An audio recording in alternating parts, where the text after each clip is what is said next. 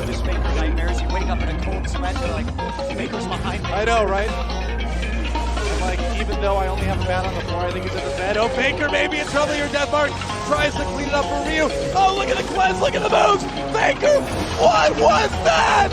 Baker with a huge play, the QSS. I can't believe I just saw he that. actually won that duel. I can't believe that happened. They're getting a third mountain drake. They already got the first Baron. That was huge for them to actually get a bigger gold lead. They're saving the drake for now. They got two already. Bang is hiding. He's coming. Bang looking to come in. Here comes your initiation. They're right through. Oh my God. Baker Shockwave will find them all. And SKT with a hell of a response will take down 4.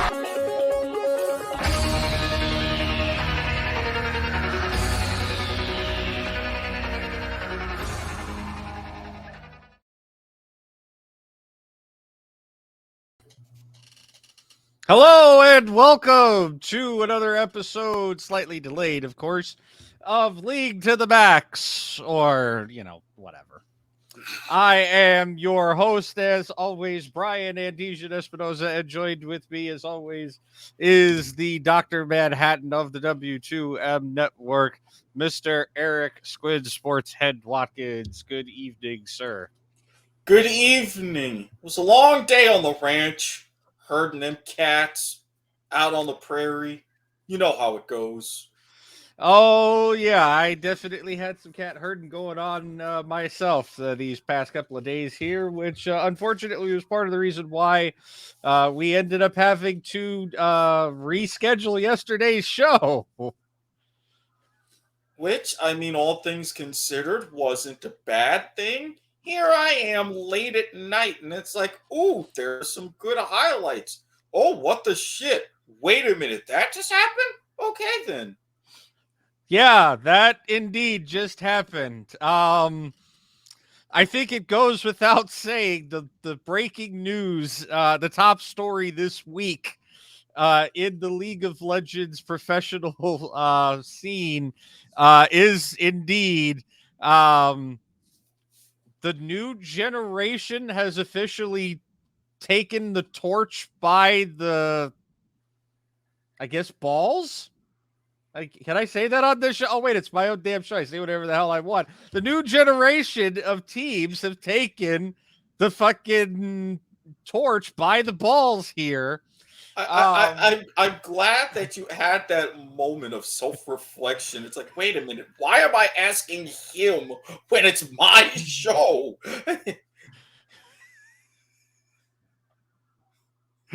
I mean, let's just think about that for a split second, but continue.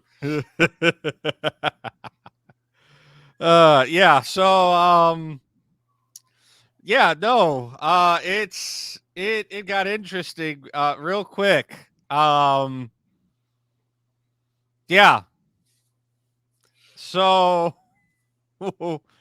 I'm sorry, that just cracked me up. Congratulations, we made it a whole 3 minutes. And one of those was the intro.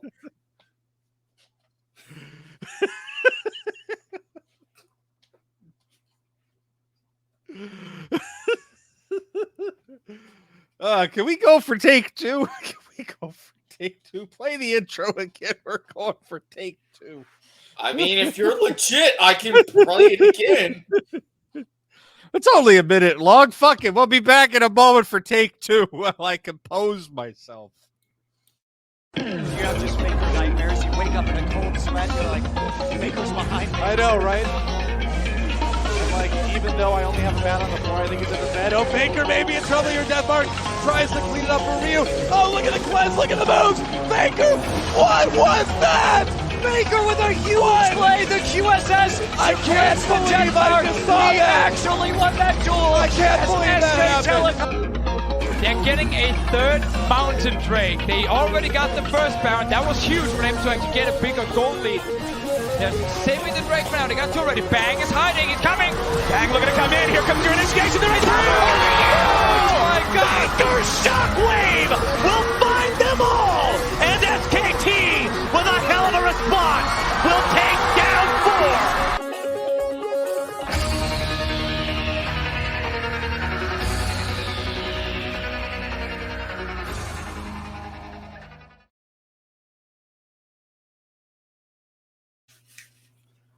Welcome to take 2 of League to the Max, or whatever. I am your host still, Brian Andesian Espinosa, and joined with me as I struggle to maintain control of this show, just like Richard Dawson in an infamous Fast Money round of September. More on that in a couple of hours. My co-host, your friend and mine, the Dr. Manhattan of this network, Mr. Eric Squid Sportshead Watkins. That's okay. I stopped the clock. We're all good. It's all good. Stop the clock. Stop the clock. Name a time of the month. Be whooping. September. Oh, it's like I'm getting it out of the way early. Okay, so for those of you who are still here and missed part 1, so the big breaking news in League this week is the new generation of orgs in the LCS have grabbed the torch by the balls, which is exactly what caused me to crack up in the first place. 100 Thieves and Evil Geniuses taking away some honestly pretty dominant wins in the quarterfinals of playoffs this week for the LCS. I mean, you gotta hand it to them, and especially in the case of 100 Thieves, for not just what they did, but how they did it. I mean, especially when you look at game 1 versus game 5 in that series, right? You look at game 1, and I remember at one point in time, it was like 16-2, I believe it was. 100 Thieves had 2 kills. Team Liquid had 16 kills. A 15,000 gold lead. 100 Thieves had only managed to get 1 tower. Like, it was just a one-sided, like, shit show. Like, I can't really put that in any better terms, right? Mm-hmm. Like, that was as one-sided of a shit show as, like, anybody who played against Detonation Focus Me in 2021 Worlds. Oh, yeah. Yeah.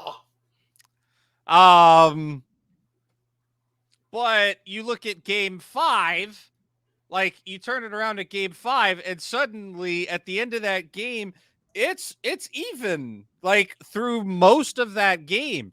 It's 10 kills to 8 in favor of 100 Thieves. Team Liquid only has a 2K gold lead. Despite the fact that 100 Thieves had more towers and more kills. It was very, very well fought going into Silver Scrapes and that reverse sweep. Mm-hmm. And because of the fact that we're talking about Silver Scrapes, I feel it's appropriate. I forgot to cue you up for the Silver Scrapes before we went on air. That's my bad. But we definitely need some Silver Scrapes going on in the background here. If you give me just a moment or two, I got you. Oh, I got it. It doesn't take me long to find it. Of course it doesn't.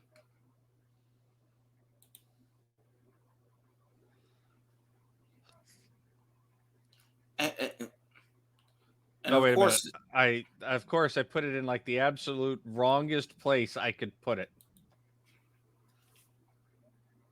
There we go. Not only do I not put it in our StreamYard chat, I put it in our Discord. And not only do I put it in our Discord, I put it in the channel for a show that we're not even dealing with right now. You had me at the first part.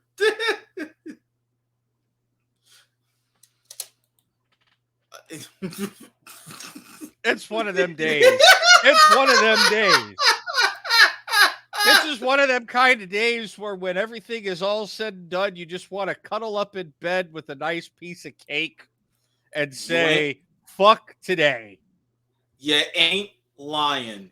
You ain't lying. Oh, come on, you stupid. Yeah, now of all times, my computer is like, oh no, I've worked too much today. It's like, all right, you sub bitch, we're going on strike. It's like, it's not bad enough that I'm sitting here using you to make money. Not in some other. No, it's your show. I'm not going to go there. That's for point of viewer. Hey, we can have a whatever segment while we're having technical difficulties. Well, I I was mean, the just going. show is called Or Whatever. Well, I know we have a lot of league and everything to discuss, but I was just thinking my computer, sitting here, using it to make money, not in ways I would like to make money, but it's good money nonetheless. Especially since I've reorganized all my tabs and such. Yeah, I swear. And I don't even know what the hell it's doing. Stupid task manager. If I have to restart my browser, I am going to not be happy. Hey, guess what? You're going to have to restart your browser. Alrighty. I don't know. I'm just Okay. saying that. I may be wrong, but No, with all of this, especially since it's taking this long, yeah. So, I will be back shortly. I hope so. All right. Please hold. Take it away. Oh boy. So, welcome to the impromptu whatever segment of League of Legends. I mean, a League to the Max or whatever. Heavy on the whatever at the moment, as my producer has just had to bow out because his computer has just decided to take a massive crap. We actually have a lot to talk about this week on the show. So I'm going to get into our topic list while I'm waiting for him to get back. Some of the stuff that we'll be covering this week we're going to be talking about, obviously, the big news that happened this week. The clean sweep by Evil Geniuses over Cloud9, and the 3-2 reverse sweep from 100 Thieves over Team Liquid. Clearly two historically dominating teams, two top teams in the org, neither of which are going to the playoffs or going to the finals. TSM, another historically dominant org, knocked out before they even had a chance to get in. It's a very different playoff landscape this year, so we'll be talking about that a little bit more in depth once Eric gets back. We'll also be confirming, or we'll also be talking about MSI confirmed teams. Again, we did have some more games this past weekend. As we talked about last week, there are more teams that have qualified for MSI at this point. So we will be updating that, talking about that. On top of that, we're going to be talking about some patch notes that are coming up, some notable changes that Riot is making to the game. We have got a follow-up to our conversation about Champions Queue last week, since it seems we got ahead of the curve on that one somehow. In our in-depth conversation on Champions Queue, it seems that others have followed suit. And it has gotten to the point where Riot released a statement about changes they're making to Champions Queue. So there will be more on that as we progress through the evening. We have some news on EU Masters that'll be coming up. We got some interesting we've got some interesting rostered news for a couple different rosters and organizations, including the, I guess you could say, all-pro roster for the Asian Games in Zhangzhou. I'm pretty sure I'm pronouncing that correctly. You can send your hate mail to s.garmer@gmail.com if I'm not. Again,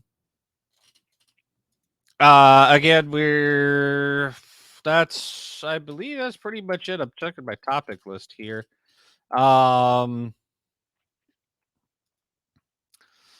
Yeah, we got a little bit of everything here this week. Other than that, I think, yeah, no, that's pretty much it. So we got a long show ahead of us. Excuse me. That was a not good sound. Yay, allergies. So yeah, that's gonna be our show. Hopefully,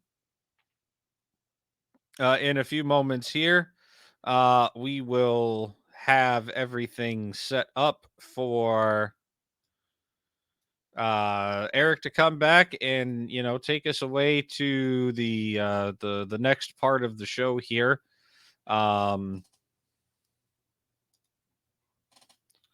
Let me take a look at something. Okay, yeah, this is what I'm looking at here. That's got to go down there.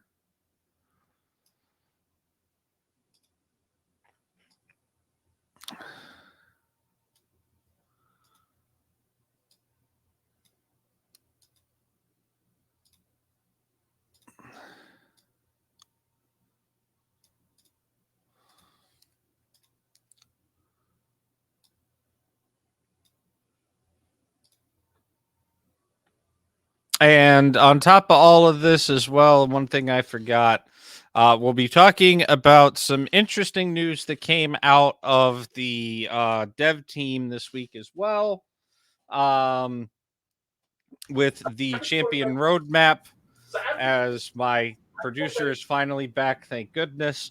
Well, we'll be talking about a new thing that Riot is doing called a champion champion gameplay update, a CGU. Comprehensive gameplay update. Over Aurelion Sol. We'll be getting to that a little bit later on in the in the show as well.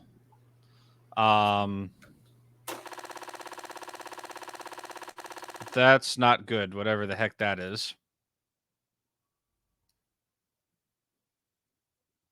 And I think I lost my producer again. So yeah. How are you all out there in Twitter, Facebook, YouTube, etc. land? As I'm going to go ahead and do some quick plugs here.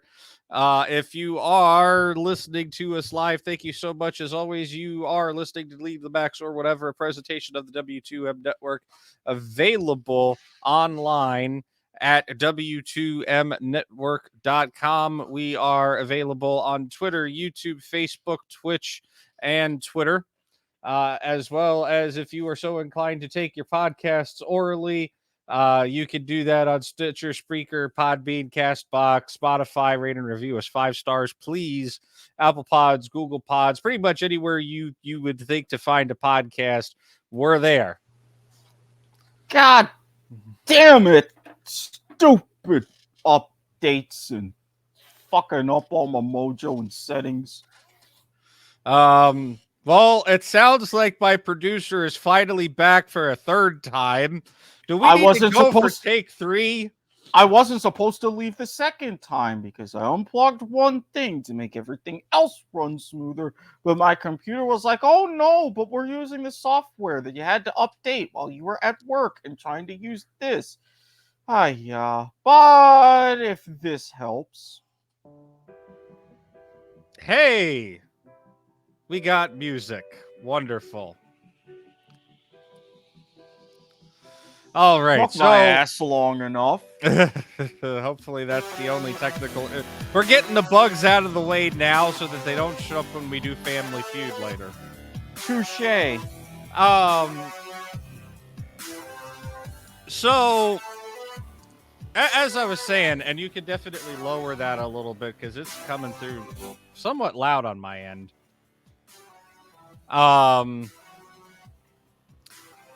like I said, we're the whole MSI thing, right? That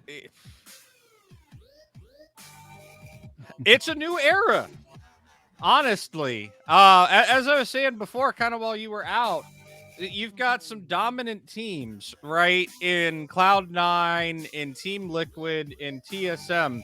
These are teams that you're always used to seeing and having in the finals of the LCS, right? It's almost always you're going up against one of those three teams in the finals. The old guard, if And you will. yeah, that's literally, it's exactly what it is. You have an old guard, and well, we saw what happened with TSM already. They've had their historically worst split performance ever in the history of the organization. Cloud9, after all of their drama and coaching issues, you can't help but sit here and wonder, oh, hey, if LS were here, would we be going to the finals right now?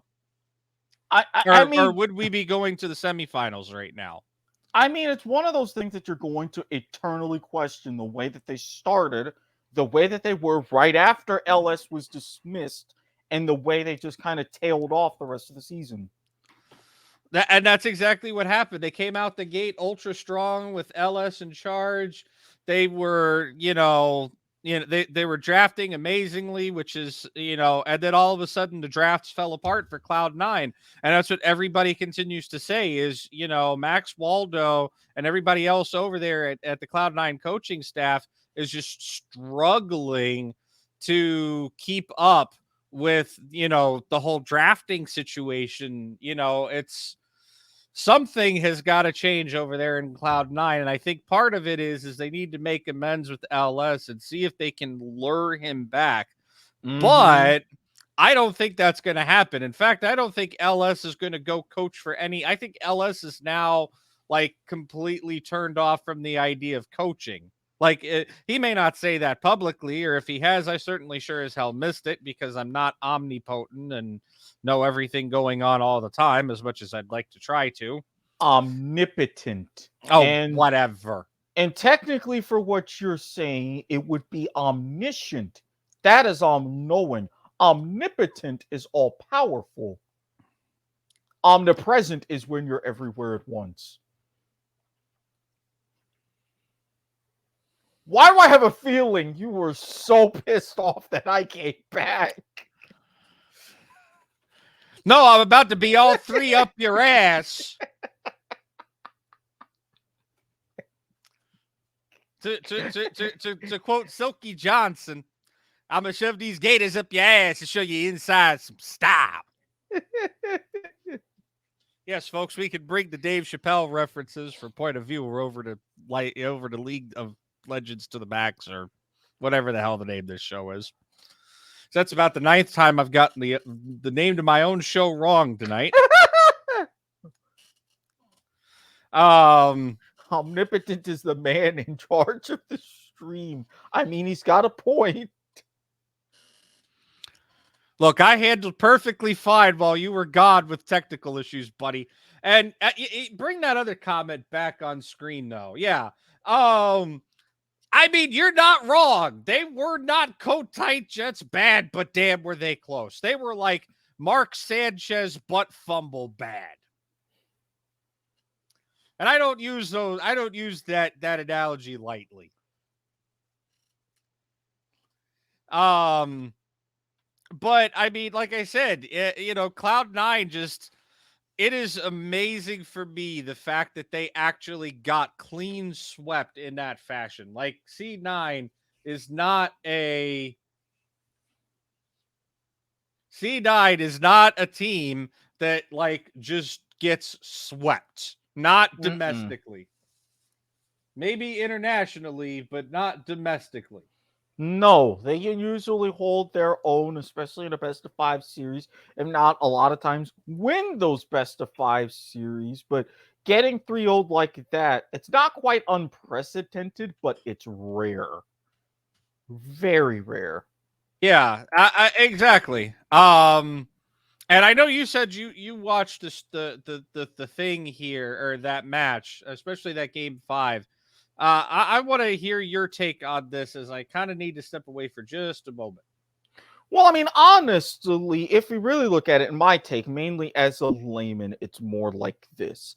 I was not expecting the ending coming, especially how everybody is like, oh, going through the back door, taking that Nexus, and having a perfect advantage of timing in the cooldowns. When I saw a lot of those early team fights, it was back and forth. And I'm thinking to myself, especially really, really on that, like the real beginning of the game, those like first 15 minutes, 100 Thieves looked pretty vulnerable. It's like they were going for sort of a team fight strategy, but Team Liquid was all on it. I mean, then you had the points to where, all right, 100 Thieves, they decided to move away from the team fights, go a little bit of an isolation. Then they started taking advantage and taking down Whippo.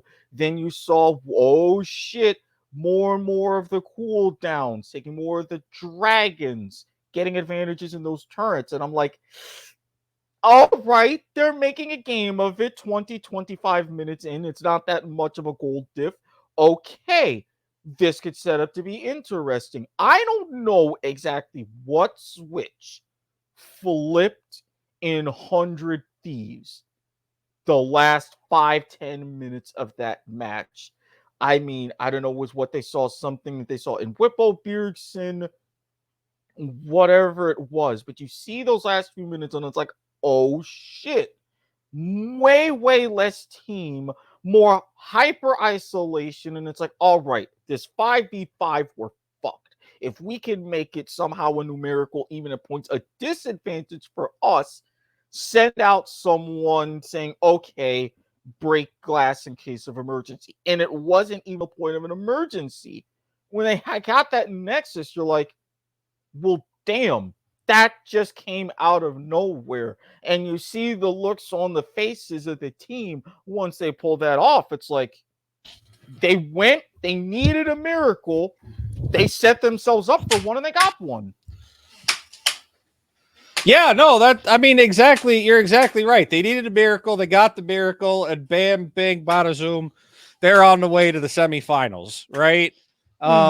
It's still undetermined to see. Or sorry, we know 100 Thieves is going to be playing EG in the semifinals.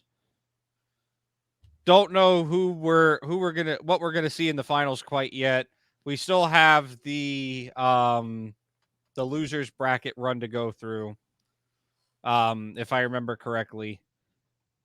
So let me check something real quick here, because I think the information I'm looking at is off here. I'm sorry. I'm actually pulling that up myself. Also, in interesting news, the college championship is going on right now. That started. That starts this weekend. Yeah. So once you're ready, I have the info up as far as the remainder of LCS playoffs. Yeah, no, I've got it too. So 100 Thieves in the Evil finals. Geniuses. Yeah, Evil Geniuses will play Team Liquid. Because Team Liquid gets a losers bracket second chance thing. Mm-hmm. And then the winner of that game will play 100 Thieves in the finals. Yep. I knew I had something backwards there. But I don't know, man, if Evil Geniuses could upset the way they did, right? Like, if Evil Geniuses could just sit there and, like, completely sweep Cloud9, and Liquid can lose to 100 Thieves off of a Twisted Fate backdoor from oh my god, why am I blanking on his name? From Abadage? I don't know, man. Everything's up for grabs. Everything Everything's up for grabs. You're right. Everything is up for grabs. Like, this is for once in a long time, honestly. This is a playoff bracket. There's the word I'm looking for, where you don't look at it and say, okay, the finals are these two teams and it's probably going to be X. Right. You can't guarantee, oh, it's being chalk. Like, this is not a situation where I would go on, where I would, hashtag bet on Bovada. Yes, I'm getting it. Your spiel. Yes, hashtag bet on Bovada. 21 beats 21. God damn it. Please bet responsibly. Obey all local gambling laws. If you have a problem, seek help. We gotta add we gotta add that last bit in. I'm sorry. It's just we've made mention to it enough times now. It's got to get added onto the spiel. I completely understand. I am in favor of it. But I can't sit here and, say hashtag bet on Bovada that Team Liquid is going to win the finals and is going to be the spring split champions. And you can indeed bet on Bovada on League of Legends Esports. They do have some pretty good lines up there. Totally not an ad for Bovada. There's just actual personal, stuff. But if they want to, but if they wanted ads, but if they wanted to have ads on the wonderful W2 Web Network and all of the sports content that we talk about here, they can definitely feel free to reach out to me at the Andesian on Twitter. And, any endorsements I make, I happen to have a Bovada account. I will gladly accept credit. Just saying, save yourself some coin. Yeah. And again, like I said, it's entirely up for grabs, right? Like, this is definitely going to be one of the more interesting finals to watch that we've had in some significant amount of time. This is not just okay, congratulations, here's your handshake, here's your trophy, here's your banner up on the wall, go have fun at MSI, right? This is actual, like, serious competition, which I think is something that the league needs. Mm-hmm.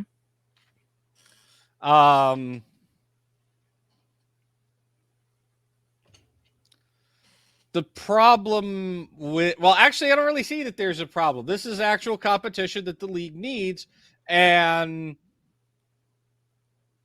I think it's going to benefit the team that goes to MSI, regardless of who it is, whether it's Liquid, whether it's EG, whether it's 100 Thieves. One of those three teams is going, and whichever one goes, I think they benefit from this, right? Because they aren't in a region now where they have to take things for granted. They're in a region where the meta is at a point where you can have upsets like this. You have players where, you're not just the best players are on the top three teams. Not saying that these are the top three teams, but you know what I mean. Mm-hmm.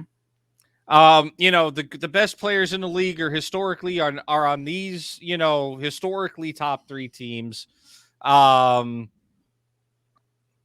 It's a little bit deeper than that now, right? And I think it's a good thing because we keep talking about how North America has to close the gap as far as international competition goes.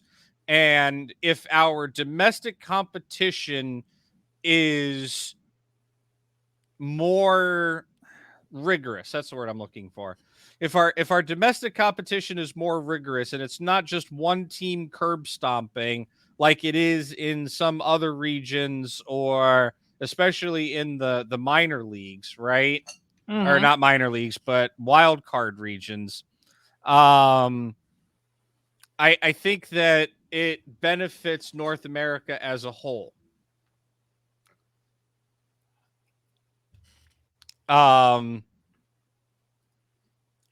With that said, I do want to talk about what we know and just reconfirm what we know as far as who's going to be at MSI.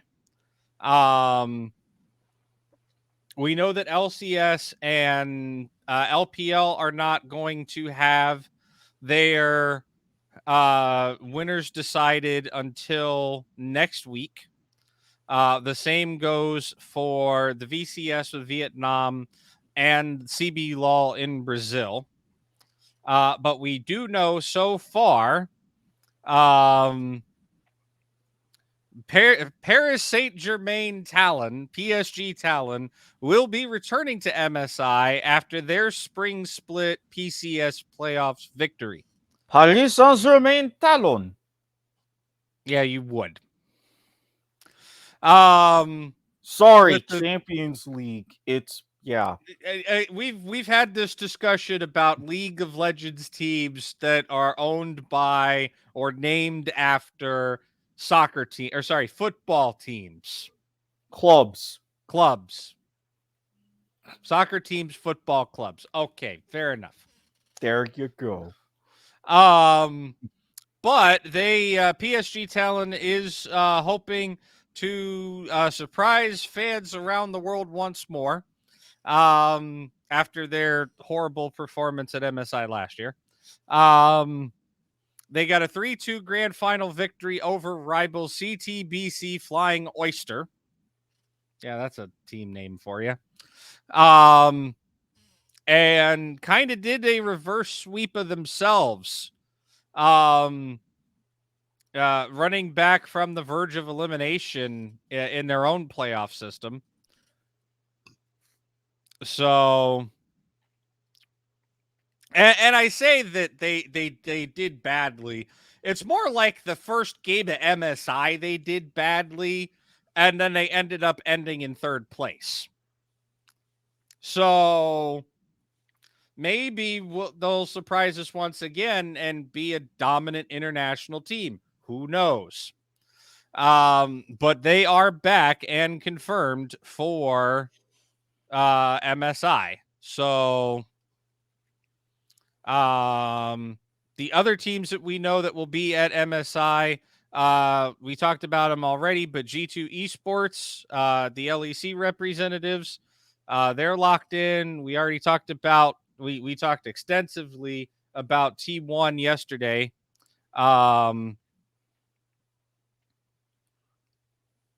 Sorry, give me 1 second. That's okay. I was just here going over the leagues that are not decided, kind of where they are in their playoffs, who's left, what's what, when that's going to go down. My computer has no sound.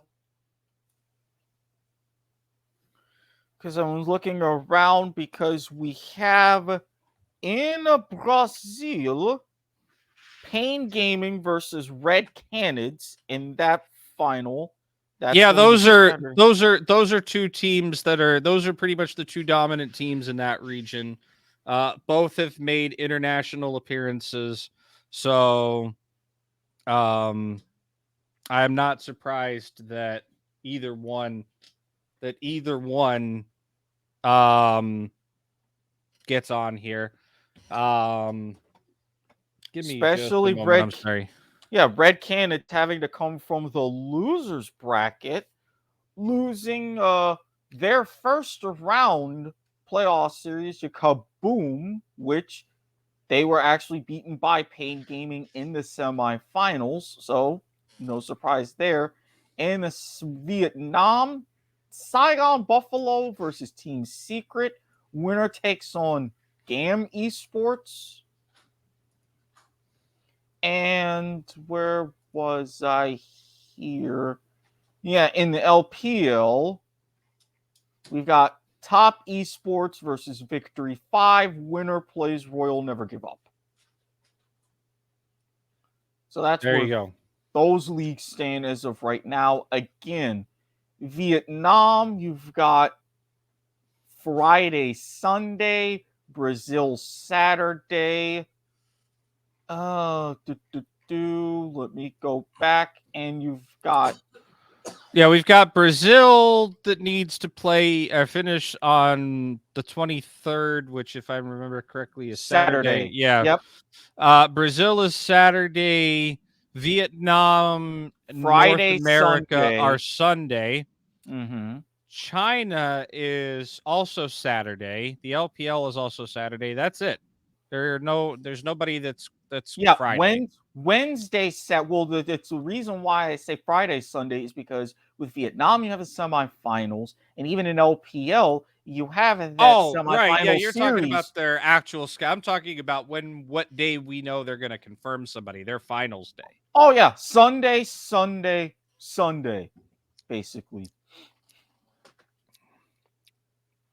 But yeah, just to go over again real quick, in Oceania, the LCO, we got Order Gaming. Japan, we got Detonation Focus Me. Hopefully they do a lot better than their run at Worlds. Oh, you Which mean was oh, very disappointing. oh, you mean they actually win one game? That'd be doing a lot better. I mean, I wasn't going to say it out loud, but I mean, you kind of said what me and probably 90% of the league fan base is thinking. So, yeah. I mean, again, sometimes I'll be that guy to say the quiet part out loud. In Turkey, out of the TCL, we have the Istanbul Wildcats. In the LLA, we've got Team A's. Again, this week we got PSG Talon out of the PCS, which is Taiwan, Hong Kong, Macau, and Southeast Asia.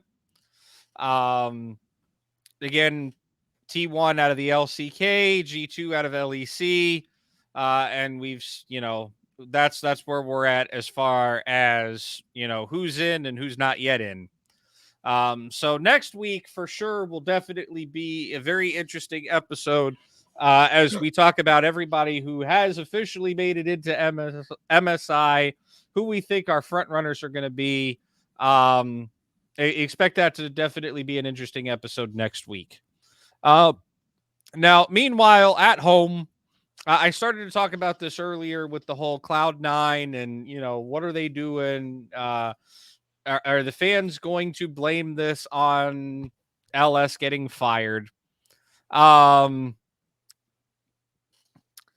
C9 has got swept, right? They got swept in two of the, a fun fact, they actually been swept in two of their last three best of 5 series. It has been a very disappointing season, especially in the postseason. C9 finished the playoffs with a collective 150 deaths, which is the highest total before the upcoming finals weekend, according to stats aggregate website Oracle's Elixir. And they had the third lowest team KDA in the playoffs, sitting ahead of only FlyQuest and Golden Guardians. I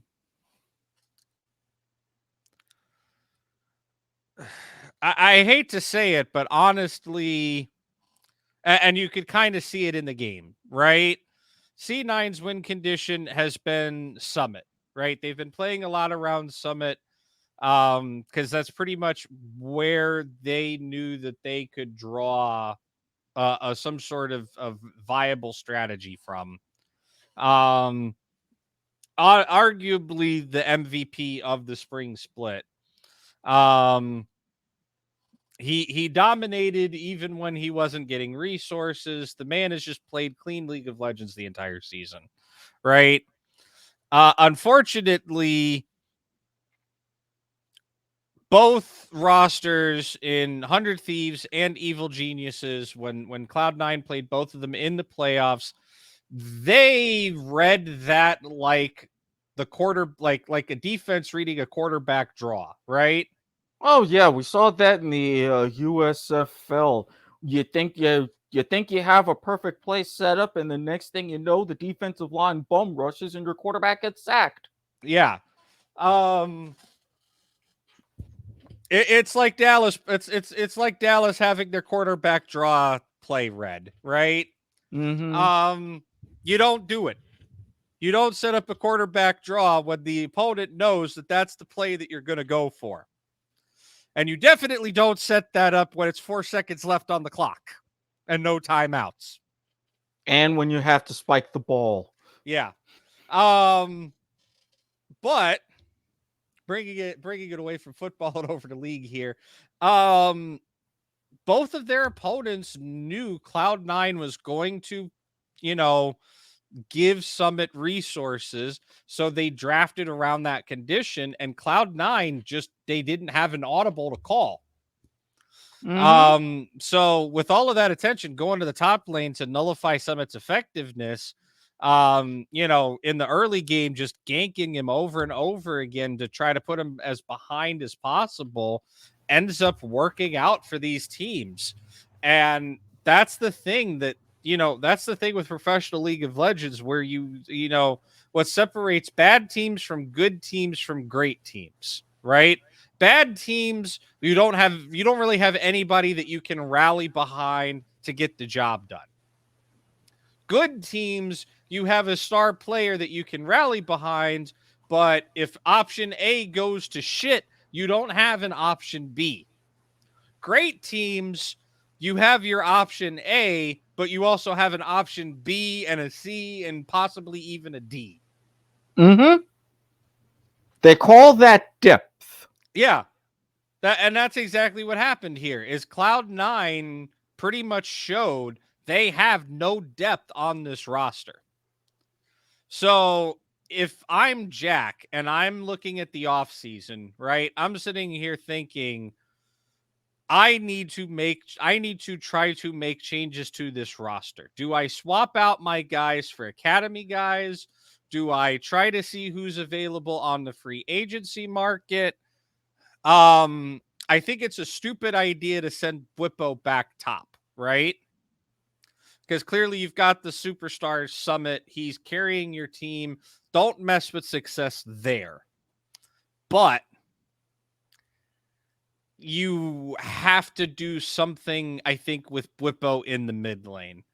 I think this is an experiment that has failed horribly, as has been, resulted in. You can see the end result in where their standings are and Bwipo's overall performance. He had a couple of good games through the season, but overall, I don't think he really had any crazy standout moments to the point where you could say, oh, I could put him on the same level as a Bjergsen or, somebody else in that caliber, like a Jensen, right? Right. And I wouldn't be surprised if especially with the mid lane market as crazy as it is right now, and several mid laners being available on both North American and European teams, needing to make changes at the mid lane. If we don't see some of these star mid laners who have taken, the season off because they couldn't get a contract, like Jensen, for example, suddenly come back. And I would kind of find it ironic as all hell if Jensen ends up coming back to Cloud9 after leaving Cloud9, or getting kicked off of Cloud9, I should say, and then going over to Liquid for, his wonderful run he had there. And speaking of mid laners,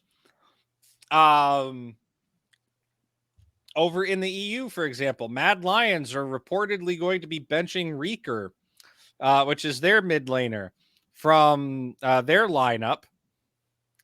And it's even rumored that he's going to leave the organization completely and join another team. Mad Lions is looking at exploring many different places.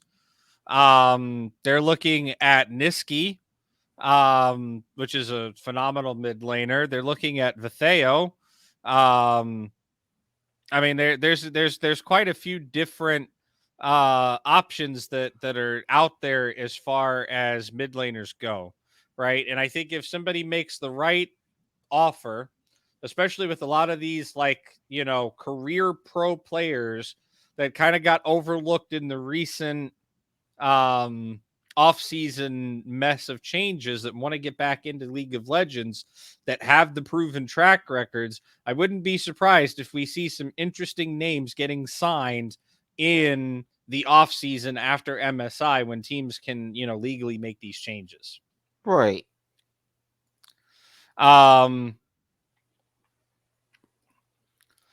So like I said, if you're Cloud9, you got to sit down and you got to sit there and say, okay, what do we do to fix this problem?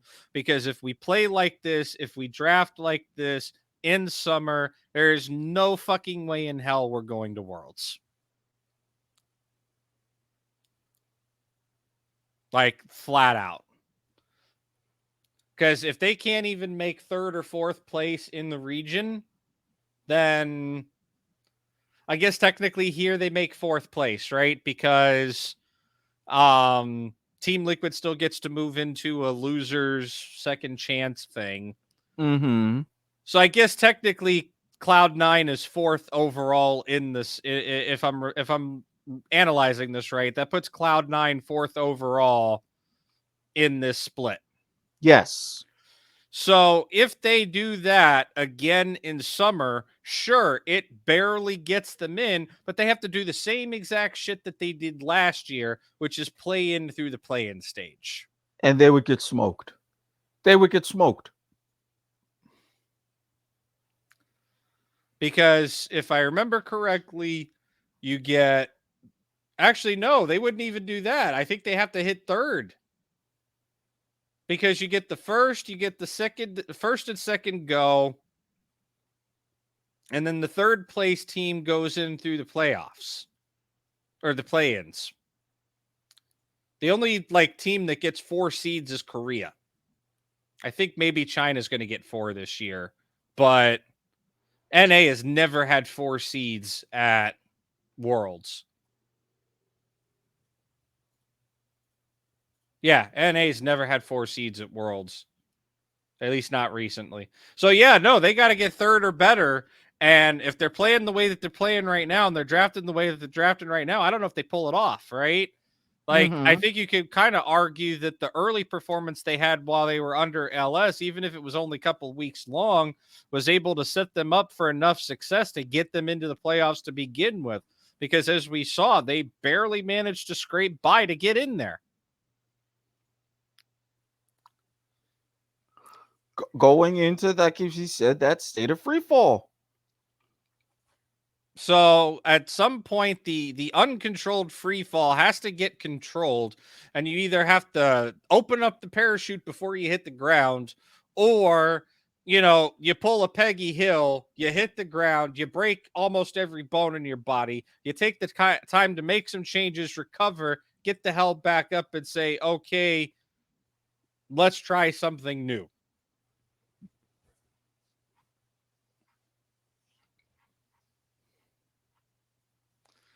I don't know. It remains to be seen. We'll see what happens in the off season. It's a bad time to be a C9 fan, is what I will say. I congratulate the org on 4th place, but it's one of those you barely got there. You need to do better. Mm-hmm. In other news, we are going to talk about some roster moves here. Not so much roster moves, but Evil Geniuses actually released Swim, who was a Legends of Runeterra content creator, which is Riot's card game, similar to Hearthstone, Magic, etc. And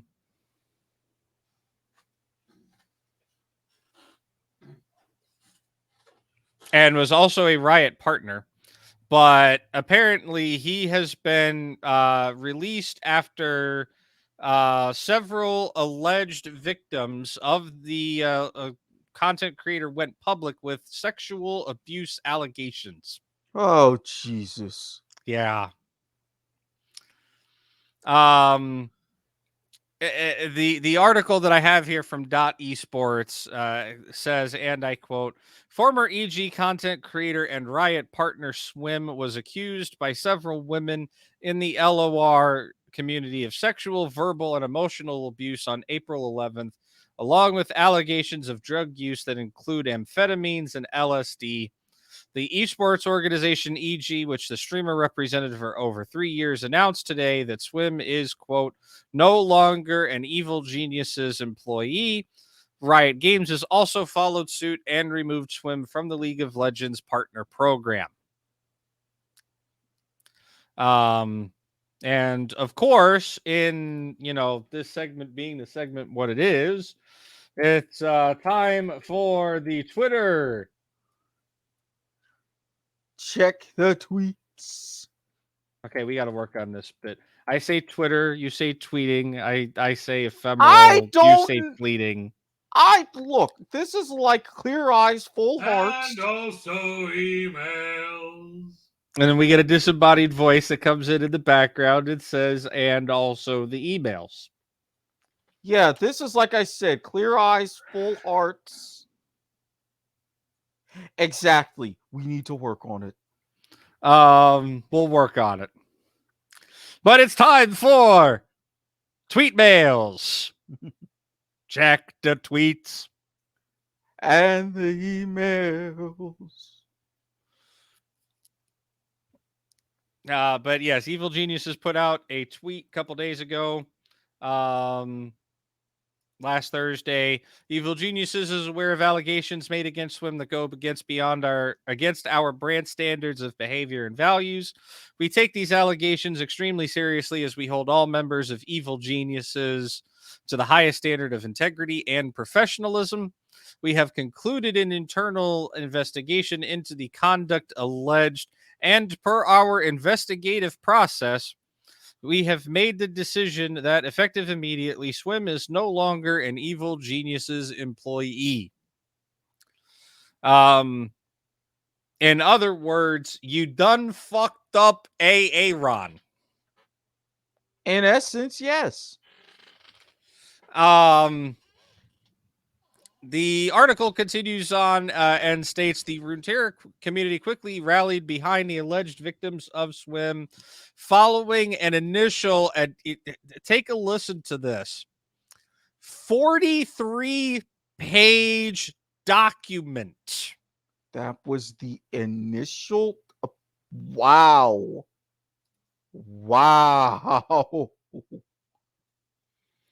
If they got that many receipts they're bringing to the table to start with, you done. From Amway, I hope I'm saying that correctly, on Twitter, along with several twitlongers and threads from Silverfuse, Calinetta, Jageroros, and Larissa Puffball Panda. Prior to the announcement from EG, a screen grab of a Discord conversation was posted on Twitter that showed no remorse from the LOR streamer, with Swim making several disturbing contents and mentions that he plans on taking a road trip to play poker. And again, we have the tweets. Oh, like Arby's, God. who has the meats, which I will be eating off air between shows. Crap.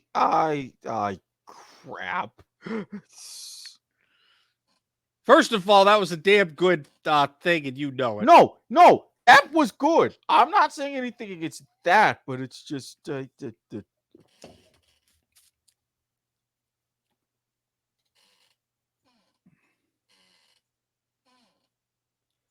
fact that he is still being a creep after the Twilongers is harrowing.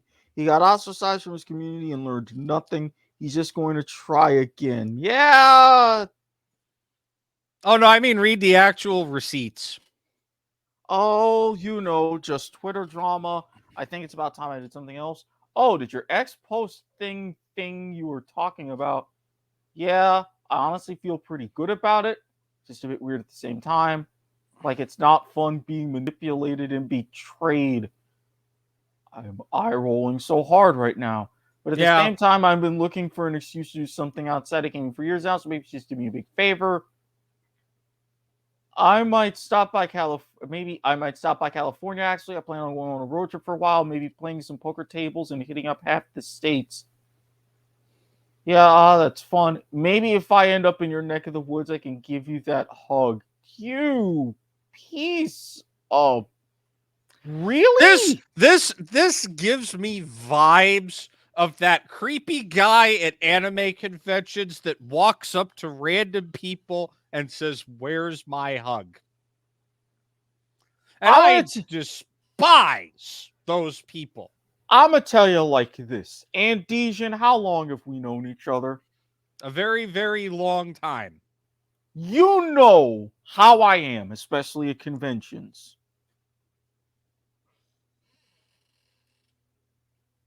Right? Yeah. You know how I have limits in certain things that even under the wildest of circumstances, I still would not do. You have this wonderful basic human decency thing called self-control. Exactly! Even when under the influence of a variety of different substances, most of them legal, but still. Any illegal ones we don't condemn the use of here on the W2M network. The views and opinions expressed are those only solely of Eric Watkins and do not reflect the W2M network. Thank you for that disclaimer, much appreciated. But seriously, if it's there for someone like me, nobody else has any excuse. I mean, you're really not wrong. Thank you. Really not wrong.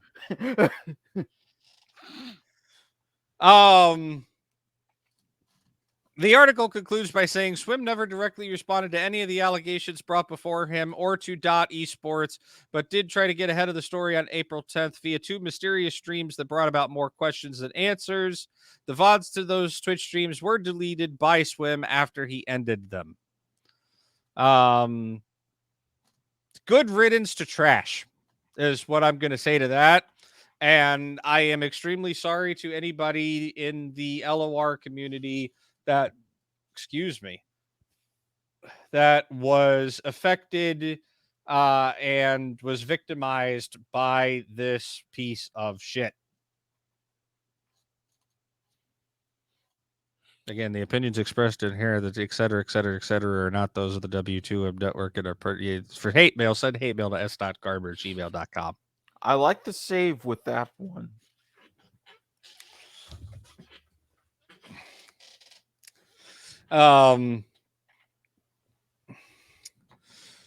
Yeah, 43 page. I'm looking at it because it was linked, and I mean, yeah, no, there are receipts.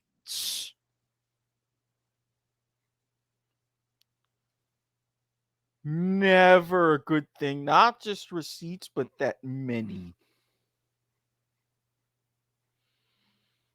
Yeah, no, straight up. There are receipts here. And, well, needless to say, they don't make. You just found something worse.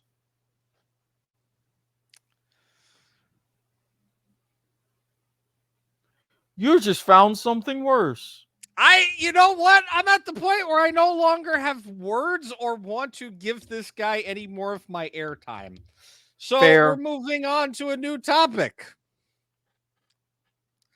The Asian Games Jiangsu League of Legends preliminary roster has been locked by Kespa. Coma putting in fucking work, apparently. But there have been 10 players selected. And they will have a chance to make the final cut. It's basically two people are going to be competing for the starting role. I'll tell you right now, the entirety of T1 got selected. But Shocker. I was going to say, Shocker. is this really a shocker to anybody? Like, honestly. The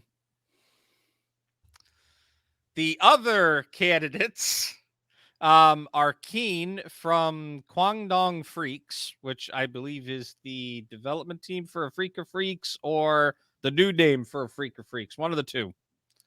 Probably the new name for Afrika Freaks.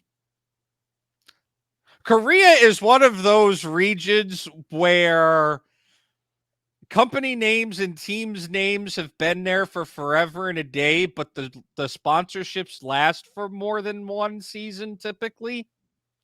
So when the team finally changes names, it's kind of confusing. Well, I mean, hell, just like my favorite Japanese soccer team, the Urawa Red Diamonds. So original sponsor, Mitsubishi, which translates to 3 diamonds in English. I get it entirely. We have Canyon from Damwon Kia.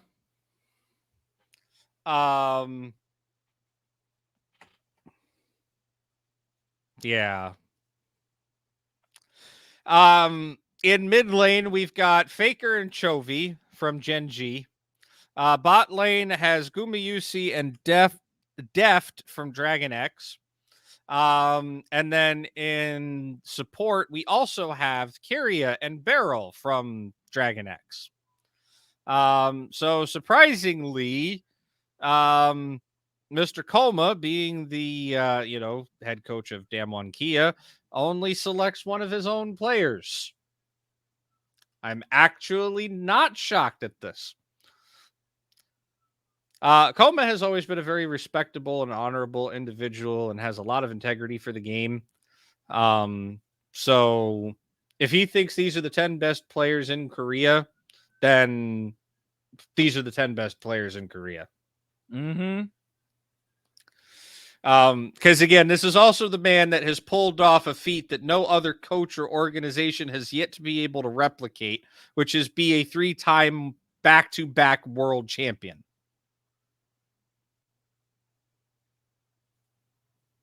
Or sorry, not 3-time back-to-back.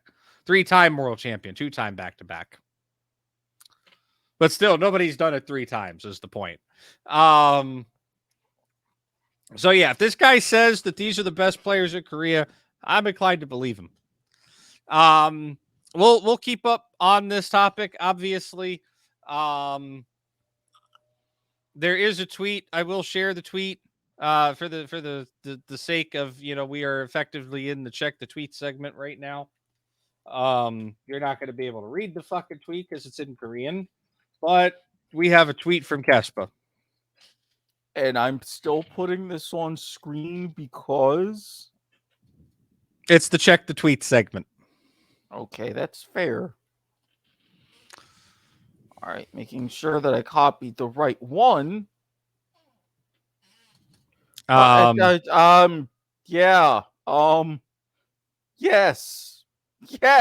I mean, you can kind of figure it out, right? It's like, you see 2022. It says Team Korea in the image.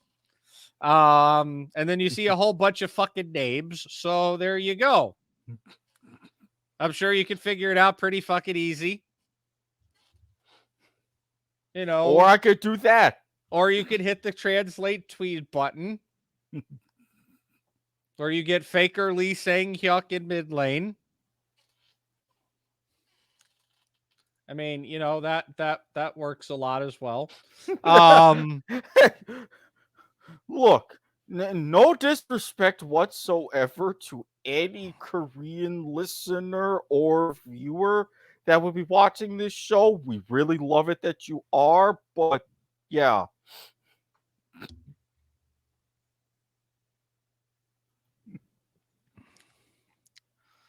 So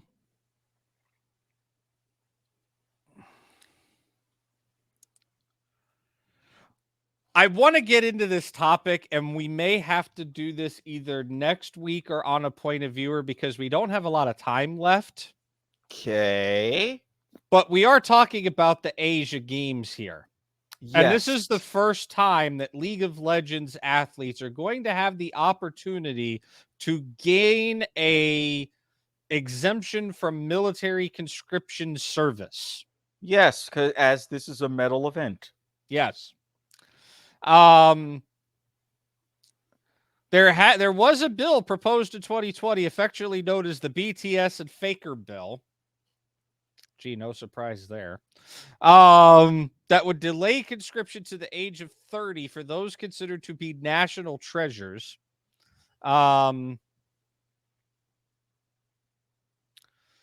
Faker's cultural impact in Korea is huge, just like BTS's. I would not be surprised if the bill affects other esports professionals, though.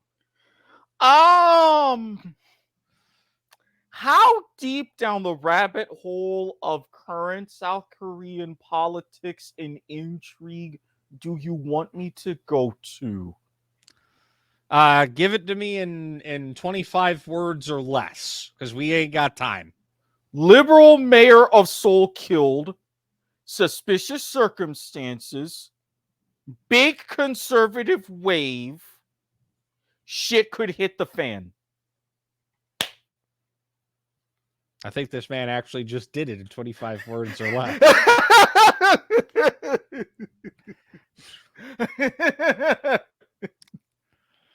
Bill, I can add 3 more, I think. Bill in jeopardy. Question mark. But don't count the words. You know what I mean. Yeah, no, you did a pretty good job. You followed the spirit of the intent. Yes. A notable absence, however, is Gen G's AD carry ruler, who actually rejected the invitation to be part of the Asian Games. He has decided that he wants to focus on working with his synergy with his bot lane duo, or not bot lane duo, with his teammate Lehens in hopes of winning the summer split. He really wants to win summer so that he can go to Worlds. So the organization threw out a tweet saying that they hope the fans are understanding of the situation.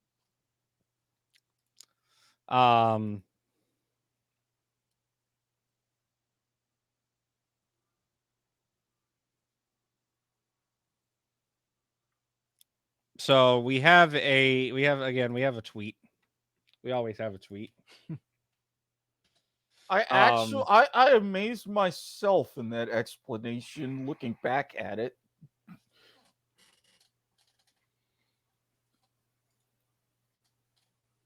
Somebody actually translated the Gen G GM's tweet for us because the auto translation was not that great.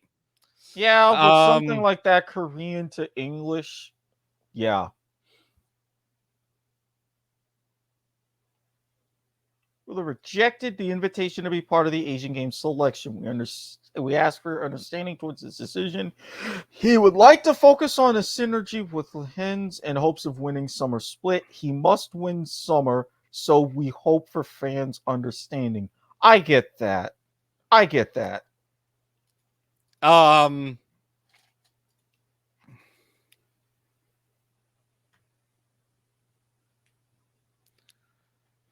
So we have a couple of topics we still need to talk about, and I'm gonna bullet point through them. Because again, we do have Life is Like a Game show approximately 5 minutes from now. That's probably not gonna happen, but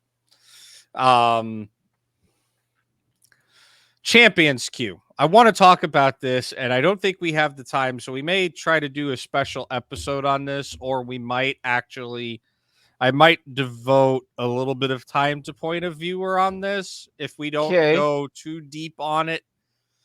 Next week, I feel like this is going to be a good time to have this conversation because I feel like next week we're going to be slightly short on material. Okay. But Riot has announced that they're turning off Champions Queue until May 31st.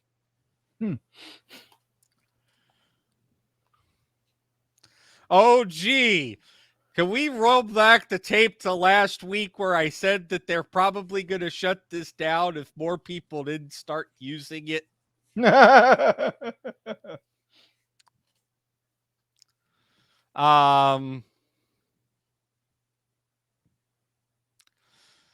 So Riot released an entire whole ass article, and I do mean whole ass. Like, this is actually pretty long. Which I'm gonna link in our StreamYard for inclusion in the description. The most common pain points, based on Riot talking to the LCS Players Association, which we have some stuff to talk. We'll cover that next week. And I'm going to put that article in our Discord so that I don't forget. Because Darshan is the president of the LCSPA, and he really went like he chose violence on this. To quote an internal meme that has been going on for the past few days now.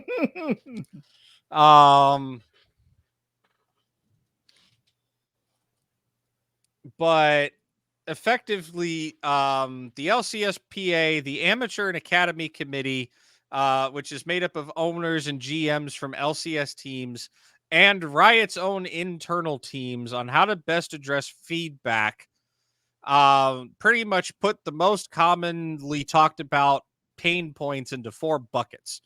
The split schedule, which in its original design ran independently of the LCS schedule, which is something that the data indicates that Riot wants to address or needs to address. Match quality, which they say without a more sophisticated matchmaking system, match quality can vary. Limited players and role disparity. Some roles have more players actively participating in Champions Queue than others, not udders. We are not cows. Which leads to queue bottlenecks for different roles depending on the day. And voice comms. And some players are not in favor of opt-out voice communications. When taken together, all of these factors are resulting in players' participation in Champions Queue going down, which is driving queue times up. Riot says we can't deploy a fix across the board to address all these problems immediately. We want to provide some context and our plans and our planned next steps.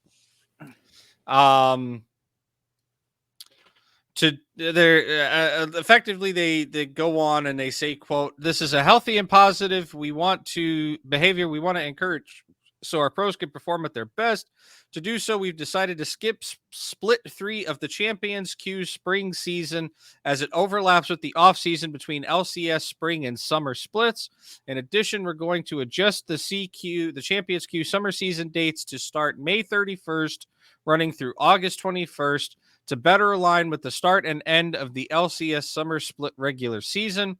We anticipate when we bring back Champions Queue in late May, it will line up with when players start scrimming again to prepare for the LCS summer split, and we'll have an ample number of players looking to participate." They are also going to overhaul the MMR and LP system.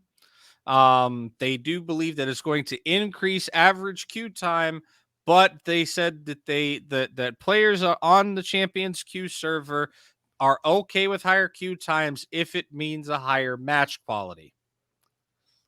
Riot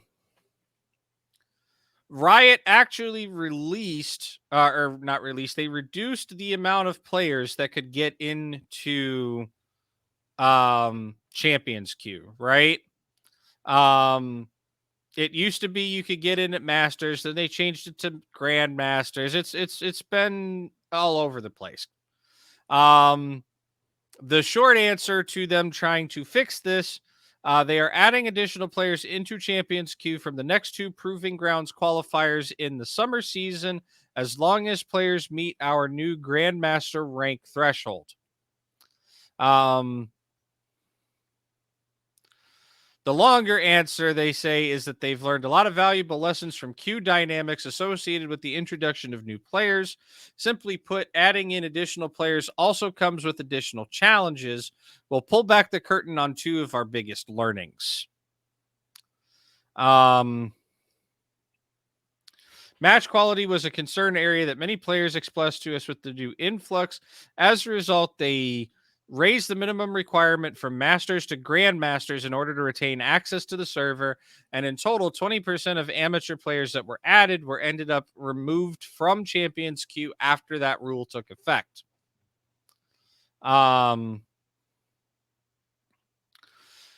They conclude by saying the Champions Queue is designed to be adaptive. The goals and changes listed are examples of continued commitment to continued investment in Champions Queue. The very long and short of this is, without going into this too much because we're already over time, changes will be made.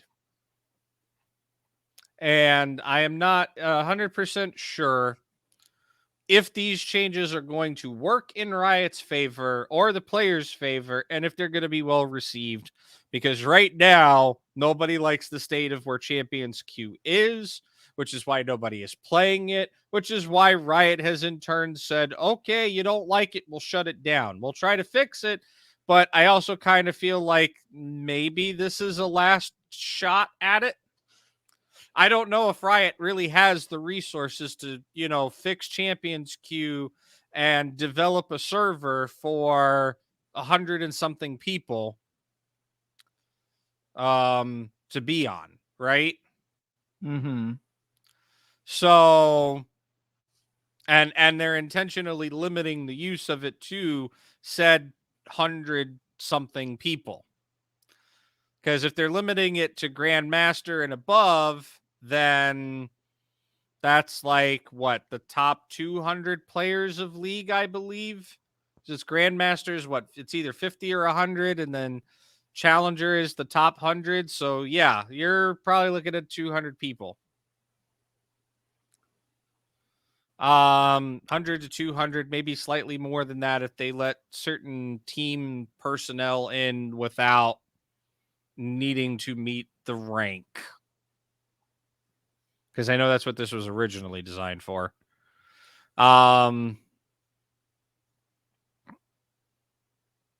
Yeah, we'll keep an eye on this. We're going to talk about this much more next week, just because we ran out of time, unfortunately.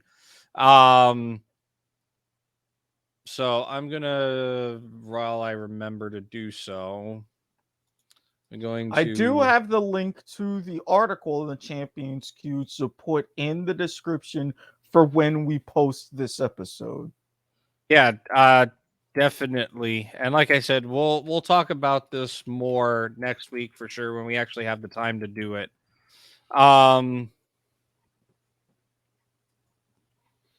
But they want to make it more valuable for professional players, which I understand.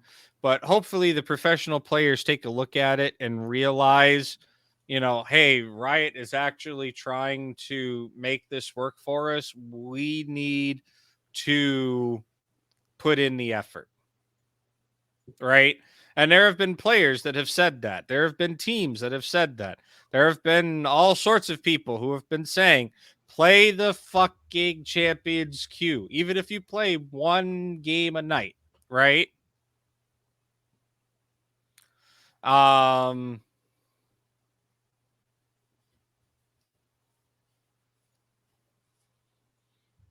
don't know.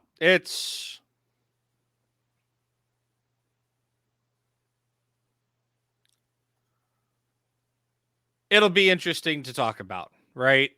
Mm-hmm.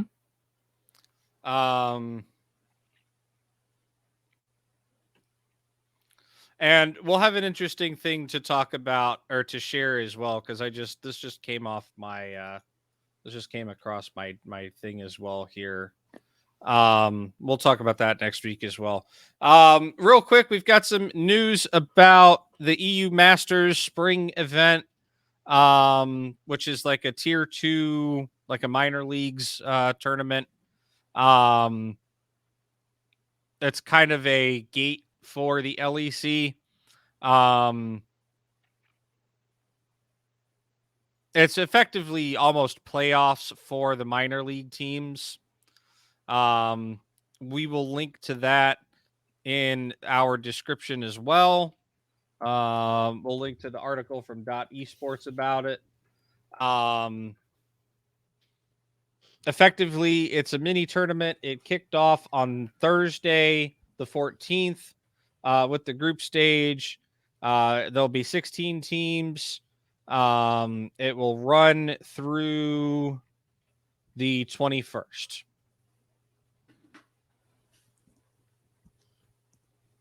I believe. I'm double checking this. I just had that up earlier, actually. Yeah, it'll run through this weekend, the 21st. So we'll cover that next week's episode as well, because they should have a winner of that next week. So we'll talk a little bit more about EU Masters more next week as well. Some interesting numbers real quick before we get out of here. I don't know if we talked about this last week or not. I can't recall. But the LEC Spring Finals peaked at 723,000 viewers. And 4 of the most viewed matches of the entire season or split were featuring G2 Esports. We did not talk about that, but that's handy information. Average viewership numbers of the LEC have been going down in comparison to the past couple of years. But that can be explained by the league going through a transitional phase. There's multiple stars leaving the region or failing to find rosters for this year. Reckless wasn't able to get on a roster for spring. Ended up going to Carmine Core, a B League team. Big names like Inspired, Hansama, and Bwipo left the region for North America. Although we have definitely seen some young talent on the rise in Europe. Maybe we see, now that people realize, hey, there's still good talent in Europe, maybe we see viewership of Summer go up overall. Remains to be seen. According to esports charts, which we have talked about on the podcast here before, the 2021 spring split had a peak of 843,000 viewers, and the 2020 spring split had a peak of just over 817,000 during G2 series against Fnatic in the finals. So viewership down in the LEC.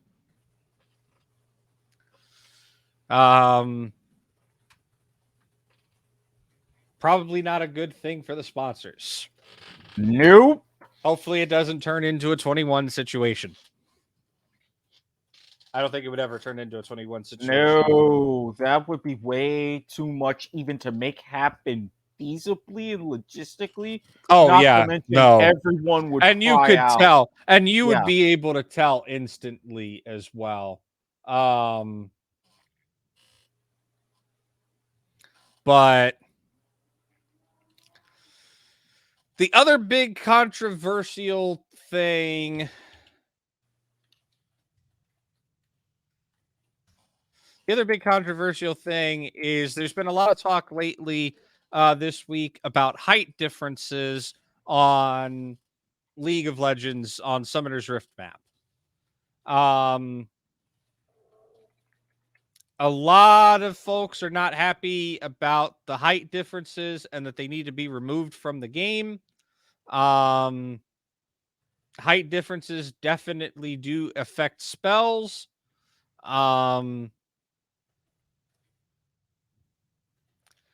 We could talk about this more next week as well if we have the opportunity to do so, but this is one of those topics where I have a very strong feeling we will actually have to cover this topic come summer with the mid-season update. So, you're basically saying we have next week's docket covered. We've got a good bit of it, yeah. Something that I didn't get to today, which I will talk about briefly. Riot has announced something new in the champion roadmap that they put out this week. Aurelion Sol, who is widely considered to be one of the best visually designed champions, but whose play kit has just fell absolutely utterly short, is in for something new called a comprehensive gameplay update. He's going to keep his visual identity, his lore, all of that stuff, but his play rate has been absolutely abysmal since he was released, pretty much. And champion surveys have painted him as one of the best rendered characters in the game, but they're going to completely rebuild his kit from the ground up, which I am perfectly okay with. I kind of agree that Aurelion Sol, for being this like eater of worlds, I can create and destroy stars in a, snap of my finger, Thanos style kind of thing. The actual play kit, I think, does fall short. I like the unique thing that they did with the whole stars rotating around him always as a passive, and he can do damage that way, but I feel like something has got to change, right? And Riot even says, we want to emphasize his dragon fantasy as we don't think he currently delivers on that part of his persona very well. We also think our new take on his star forging gameplay will be both spectacular to see and more intuitive to play. While things can always change, we're currently targeting some time at the end of the year to get a new and improved Star Dragon in your hands. And if this goes well, don't be surprised if other champions end up in this same CGU space, where it's, we like the design, the lore, the aesthetic of the champ, we don't like the kit, or the kit has gotten too out of date for modern League of Legends.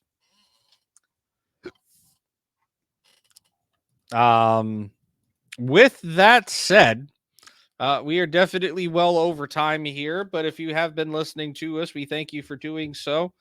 You have been listening to League to the Max or whatever here on the W2M Network, available online at w2mnet.com and across all of your favorite social media websites such as Twitch, Twitter, YouTube, Facebook, and somewhere else that I'm forgetting. No, wait. I said Twitch, Twitter, YouTube, Facebook. Twitch, Twitter, YouTube. Yeah, those Facebook. are where we're available in video format live. Yeah. However, okay. if you want to can connect to all of us, find us on Discord. Link will be in the description. Yes. New and improved Discord, as if it wasn't new or improved already. We're working on that. We'd love you to come join us. Newer and improved it. There you go. If you prefer to take your podcasts orally, as I mentioned before, you can find us on your preferred podcast platform of choice, including but not limited to Spreaker, Stitcher, Podbean, Castbox, Spotify. Rate and review us 5 stars, Apple Pods, Google Pods, and many, many more. Again, this has been a presentation of the W2M Network. This has been League to the Max or whatever. I am Andesian. You can find me online at the Andesian. Also available on Point of Viewer Sundays here on the W2M Network, and Life is Like a Game show, which will be coming up next over most of your W2M Network stations.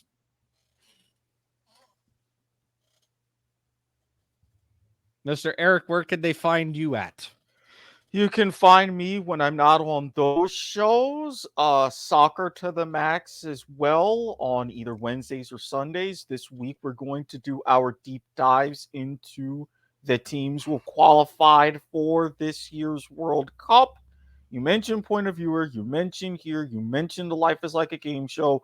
Broadhurst Watkins Sports Report. Sports in black and white.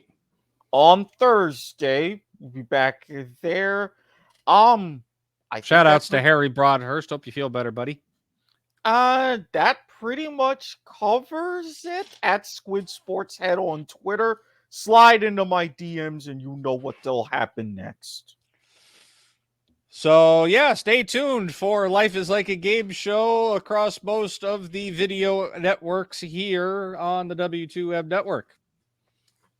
Signing off. Have a good week. We'll see you next week. Thanks for watching.